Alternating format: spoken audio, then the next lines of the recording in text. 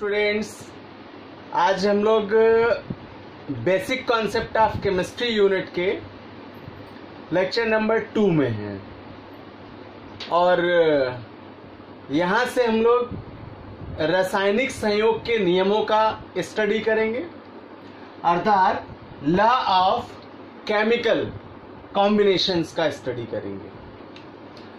तो सबसे पहले सभी रासायनिक संयोग के नियमों को जानते हैं, देन वन बाय वन एक एक नियम को समझते हैं और उनके एग्जाम्पल्स को क्लियर करते हैं।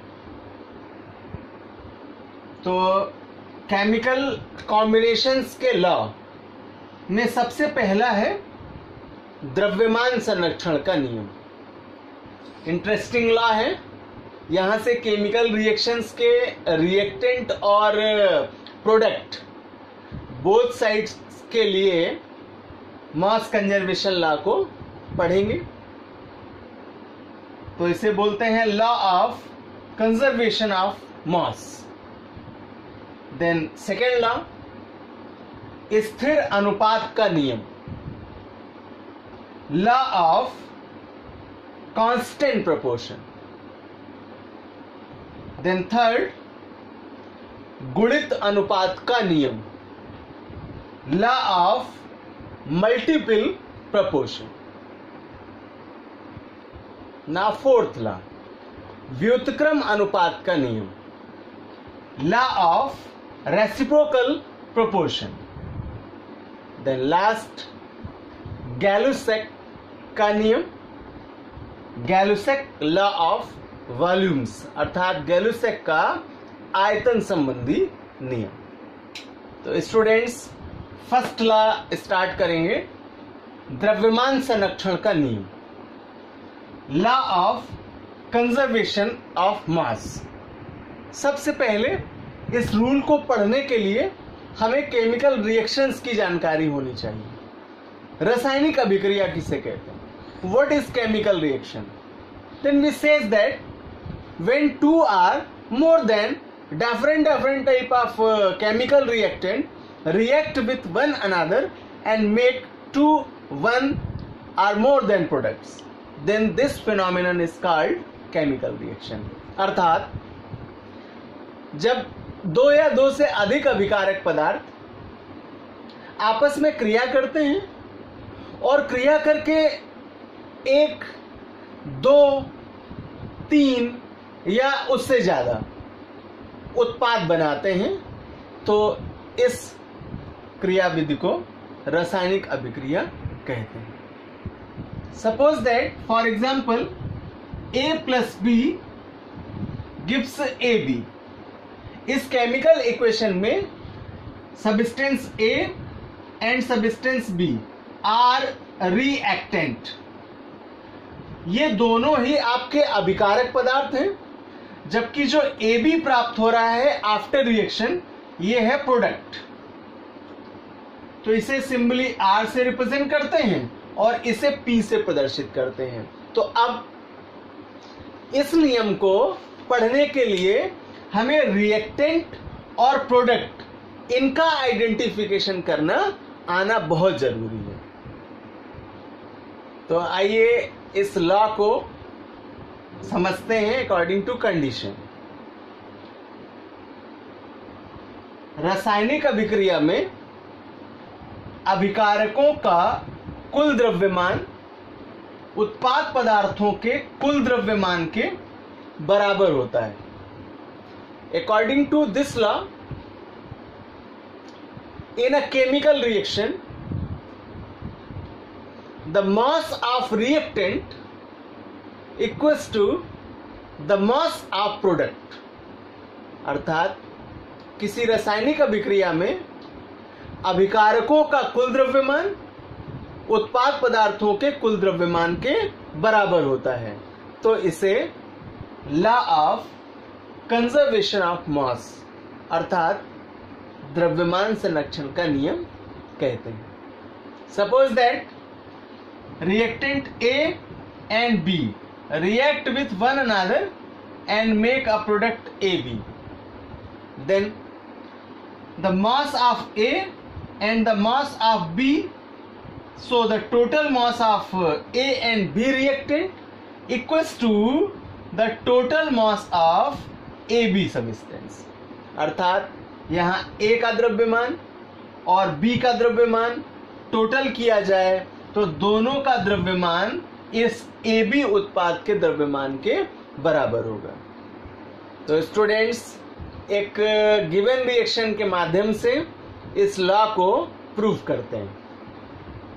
Suppose that caustic soda NaOH react with HCl hydrochloric acid, then it makes sodium chloride salt NaCl and subtracted H2O. Sodium chloride लवण बनता है और जल का पृथक्करण होता है. यानी अभिक्रिया क्या है कि जब कास्टिक सोडा की क्रिया हाइड्रोक्लोरिक एसिड से कराते हैं तो सोडियम क्लोराइड प्राप्त होता है और जल का पृथक्करण होता है. आपको बताऊं कि यह अभिक्रिया विशेष प्रकार की है और स्पेसिफिक रिएक्शन बन जाती है. According to their phenomena, it is called saltification. What is saltification? When a base react with acid, then it makes a salt and remove water. Then reaction is known as saltification. तो यहां base क्या है? Caustic soda NaOH क्षार है और acid क्या है? HCl hydrochloric acid अर्थात अम्ल है और जो बन रहा है वो साल्ट है अर्थात लवण है. तो जब किसी क्षार की क्रिया किसी अम्ल से कराते हैं तो लवण प्राप्त होते हैं. इस अभिक्रिया को साल्टिफिकेशन कहते हैं. तो अब इस रिएक्शन के माध्यम से हम लोग law of conservation of mass को प्रूव करते हैं. सबसे पहले सोडियम का atomic number, atomic mass 23. Then oxygen के लिए 1 एटम का 16 एंड फॉर हाइड्रोजन 1. तो कास्टिक सोडा के लिए मॉलिक्यूलर वेट फाइंड आउट किया. 23 plus 16 plus 1 equals to 40. Then HCl के लिए हाइड्रोजन का 1 एंड क्लोरीन के लिए 35.5. बोथ का टोटल किया तो आया 36.5. अब HCl के मॉलिक्यूलर वेट का और कास्टिक सोडा के मॉलिक्यूलर वेट का, इन दोनों का ही टोटल किया तो इन दोनों का टोटल करने पर आपको रिएक्टेंट का मॉस मिला. कितना मिला? 76.5. अर्थात अभिकारक पदार्थों का कुल द्रव्यमान 76.5 प्राप्त हुआ. स्टूडेंट्स, अब आते हैं प्रोडक्ट की तरफ अर्थात उत्पाद की तरफ. ये दोनों क्या थे? ये दोनों के दोनों रिएक्टेंट हैं अर्थात अभिकारक हैं और ये दोनों क्या हैं? तो ये दोनों प्रोडक्ट हैं. तो प्रोडक्ट का मास फाइंड आउट करते हैं. सोडियम के लिए 23 एंड क्लोरीन के लिए 35.5. ये सोडियम क्लोराइड का हुआ. टोटल करेंगे तो आ जाएगा 58.5 for sodium chloride. Then for H2O hydrogen के लिए 1 होगा, ट्वाइस मॉलिक्यूल है तो 2 into 1 प्लस सिंगल ऑक्सीजन के लिए 16 और इन दोनों का टोटल करेंगे तो आ जाएगा 18. और अब सोडियम क्लोराइड और वाटर H2O दोनों के मॉलिक्यूलर वेट का टोटल किया तो आ जाएगा 76.5. अर्थात हमने देखा कि जो रिएक्टेंट का टोटल मास था, द्रव्यमान था, वो इन प्रोडक्ट्स के मास के बराबर होता है। तो यही तो रूल था। रूल की लैंग्वेज क्या थी कि किसी रासायनिक अभिक्रिया में भाग लेने वाले अभिकारक पदार्थों का कुल द्रव्यमान उत्पाद पदार्थों के कुल द्रव्यमान के बराबर होता है। तो अगर ये रिएक्शंस में आपको दोनों तरफ के मास इक्वल मिल जाते हैं, समान मिल जाते हैं, तो ये दशा द्रव्यमान संरक्षण के नियम की पुष्टि करती है। Now second example, calcium carbonate CaCO3 heat करने पर प्रोडक्ट के रूप में कैल्शियम ऑक्साइड यानी ड्राई लाइम का फॉर्मेशन करता है और कार्बन डाइऑक्साइड को रिलीज करता है। तो अब इस अभिक्रिया के माध्यम से हम लोग द्रव्यमान संरक्षण के नियम की पुष्टि करते हैं। कैल्शियम का मॉलिक्यूलर वेट 40 होगा, प्लस कार्बन के लिए सिंगल एटम का 12 होगा, प्लस ऑक्सीजन के लिए एक एटम का 16 होगा, जबकि यहां 3 है तो 3 इंटू 16 किया। सॉल्व करेंगे तो 40 प्लस 12 प्लस 16 3 जा 48, और इन सभी डिजिट्स का टोटल किया तो 40 एंड 40 88 एंड 10 98 एंड 2 100। तो एग्जैक्ट मॉलिक्यूलर वेट मिला आपको 100। कैल्शियम का अणुभार 100 होता है। नाउ फॉर प्रोडक्ट्स, प्रोडक्ट में मिला कैल्शियम ऑक्साइड, तो कैल्शियम का 40 होगा, plus single atom of oxygen के लिए 16 होगा। टोटल करेंगे तो 56 मिलेगा ड्राई लाइम का, कैल्शियम ऑक्साइड का।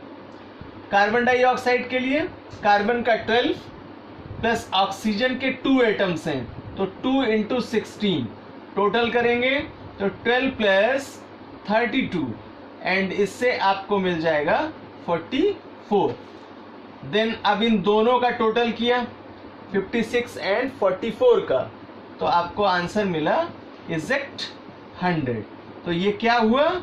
ये हुआ the mass of reactant equals to the mass of product.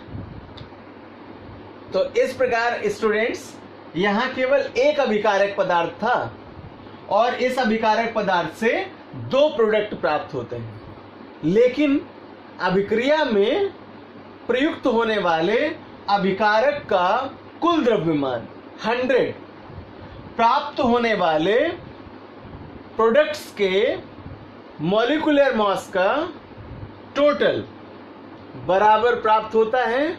इसलिए यह अभिक्रिया द्रव्यमान संरक्षण के नियम की पुष्टि करती है, अर्थात लॉ ऑफ कंजर्वेशन ऑफ मास की पुष्टि करती है।